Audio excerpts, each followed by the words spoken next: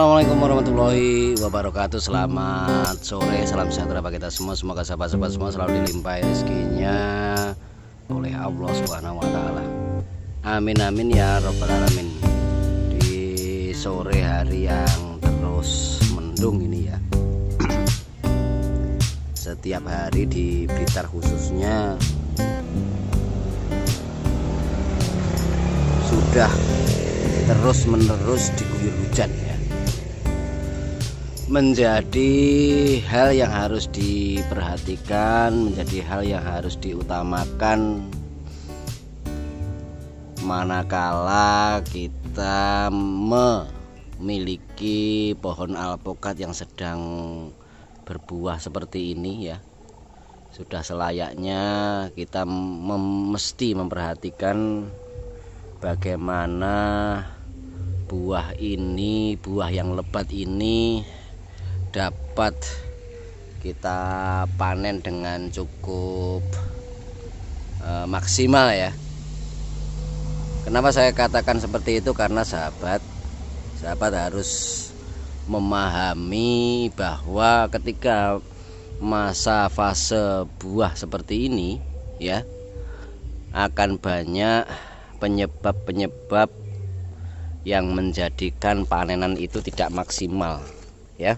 Di antaranya tentu kerontokan buahnya. Maka dari itu sore hari ini saya ingin membagikan tentunya sebuah pengalaman yang berkaitan erat dengan peralpukatan, yang berkaitan erat bagaimana kita memperhatikan tanaman yang kita punya ini yang sedang berbuah lebat seperti ini bisa bertahan dengan maksimal ya. Karena sahabat perlu tahu bahwa di antara penyebab kerontokan pada buah itu adalah si lalat buah ya. Biasanya sahabat, lalat buah itu dia akan berkerumun, akan mendekati, akan meninggalkan sebuah tindakan yang tentu sangat merugikan buah itu sendiri ya. Jadi biasanya kalau masih muda-muda seperti ini sahabat, itu biasanya si lalat buah itu dia akan menggigit, kalau bukan menggigit ya, tapi kalau bahasa Jawanya itu ngentup ya. Ya, karena apa? Kalau dalam kondisi yang masih muda ini sahabat, ini kulit-kulitnya ini kan sangat lunak ya. Ketika dia itu ingin mengembangbiakkan dirinya ya. Jadi dia itu nanti dia akan meninggalkan telur-telur di sini ya. Tetapi pengalaman saya biasanya sebetulnya kalau alpukat itu cenderung aman ya, dia tidak busuk ya. Tetapi kalau lalat buah itu menyerang ketika masih dalam kondisi yang muda seperti ini nanti akan banyak buah-buah ini akan berjatuhan, dan itu yang harus kita jaga. Itu kenapa tadi awal saya memperlihatkan salah satu bumbu masak, salah satu bumbu dapur ya. Dan itu sahabat secara organik sangat-sangat terbukti ya, karena bertahun-tahun saya menggunakan itu ya. Saya tidak pakai obat-obatan ya. Tetapi memang sahabat, percobaan ini atau yang saya pakai ini memang khusus hanya pada alpukat ya. Saya belum pernah mengaplikasi tindakan ini kepada buah-buah yang lain ya. Nanti sahabat juga bisa mencoba misal ke jambu atau ke buah-buah yang lainnya, bagaimana hasilnya ya. Mungkin kalau sudah ada hasil bisa mengirimkan testimoninya ke WA saya ya. Dan testimoni yang terbaik nanti saya akan kirimkan bingkisan berupa bibit dari bibit unggul Blitar ya. Ini sahabat ya kantongnya. Jadi sahabat, penempatan terasi ini ya, terasi udang ini saya beli 1000 dapat 3 ya. 1000 dapat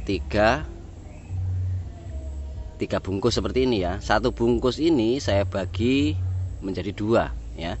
Ini saya letakkan cukup di sini nih ya. Ini saya simpan di kantong plastik es ini. Di bawah sini kita lubangi ya. Tujuannya kalau ada air masuk dia langsung bisa menembus ke bawah. Selain itu juga agar bau terasi itu bisa keluar dari dalam plastik. Karena yang kita manfaatkan dalam bumbu dapur ini adalah baunya itu ya. Jadi baunya itu sahabat, bau terasi itu dia bisa merubah sensor daripada lalat buah itu dia untuk menjauh dari buah-buah yang ada ini ya. Jadi pemberian terasi itu bukan membunuh ya, tetapi lebih cenderung mengusir. Jadi kalau sudah kita usir tentu dia tidak akan mengganggu buah-buah yang ada di sini nih ya. Ini penting. Jadi kalau hari ini kita masih concernnya sama hal-hal yang bersifat kimia, ya itu perlu kita jaga, perlu kita kurangi terus secara berkala ya. Jadi satu pohon itu 2 sampai 4 titik cukup ya, sisi utara, sisi selatan, timur dan baratnya sini ya. Tetapi karena percabangan tanaman ini lebih cenderungnya ke utara dan selatan, maka lebih kepada kita pemberiannya itu ke selatan dan ke utara ya. Karena ini sebetulnya kalau kita lihat ya, saya sudah beberapa kali melihat tapi belum sempat memvideokan ya. Jadi ketika si lalat buah itu dia mendekati areal-areal sini ya, karena dia mencium yang namanya aroma terasi itu, maka aroma terasi ini benar-benar ampuh ya, membelokkan sensor dia dari yang namanya buah-buah ini. Jadi lebih cenderung kalau saya melihat yang namanya lalat buah itu dia bukan pada penglihatannya ya, tetapi ada sensor-sensor tertentu yang memang sudah dibekalkan kepada si lalat buah. Dia akan mendekati ke sini, lalu dia akan hinggap di sini, kemudian dia akan menyuntikkan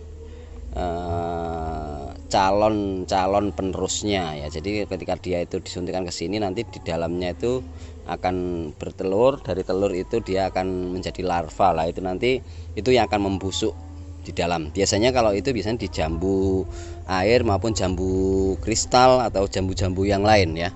Itu sangat rawan sekali, maka tindakan yang paling aman, tindakan yang paling manjur kalau saya tetap pakai terasi atau bahan sambal, bagian dicampurkan ke sambal. Ini kalau diolah ya mantap rasanya ya sahabat ya.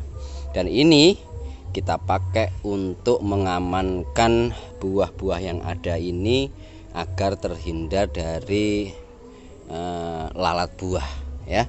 Karena sekali lagi, kalaupun tanaman ini nanti kuat, misal kena lalat buah ya sahabat, biasanya nanti kalau ini tua nggak bisa dimakan. Kenapa?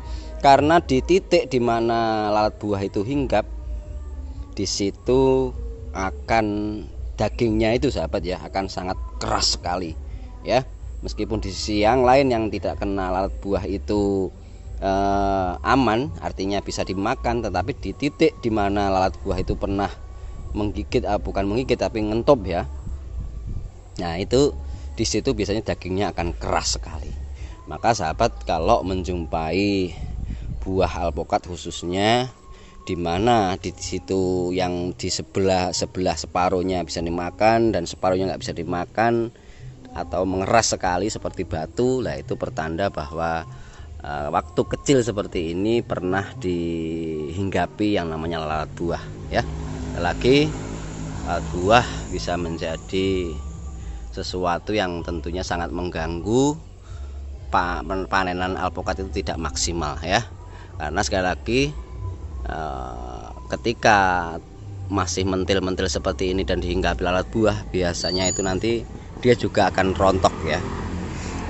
Jadi semacam ini harus kita perhatikan agar sekali lagi buahnya bisa kita panen secara maksimal.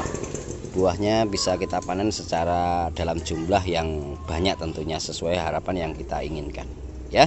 Mungkin itu apa yang bisa saya bagi pada sore hari ini ya. Sekali lagi saya mengingatkan bahwa pemberian daripada terasi ini ya untuk mencegah lalat buah itu dilakukan ketika mulai mentil-mentil seperti ini ya. Karena sekali lagi ketika pentil-pentil di sini ini kulit maupun dagingnya kan masih sangat lunak, sehingga sangat mudah untuk ditinggali calon penerus anakan daripada lalat buah ya. Sekali lagi semoga ini menginspirasi, semoga ini bermanfaat, dan saya mulai video sore hari ini ya membuka peluang kepada siapapun, khususnya pemirsa yang cukup aktif ya, untuk memberikan saran, rekomendasi judul yang terbaik. Itu nanti kita akan pilih judul-judul itu dan kita akan buatkan videonya, dan video yang akan kita tampilkan tentu akan kita ganti dengan bibit-bibit terbaiknya, bibit unggul Blitar. Share kemanapun video ini ke seluruh dunia, manakala video ini bermanfaat ya, agar juga saya terus bersemangat dalam mengembangkan channel ini, mengembangkan tutorial, mengembangkan informasi-informasi. Sebuah pengalaman-pengalaman itu bisa saya bagi kapanpun, dimanapun. Terus semangat berbuat baik dan menebarkan kebaikan. Assalamualaikum warahmatullahi wabarakatuh. Mantap.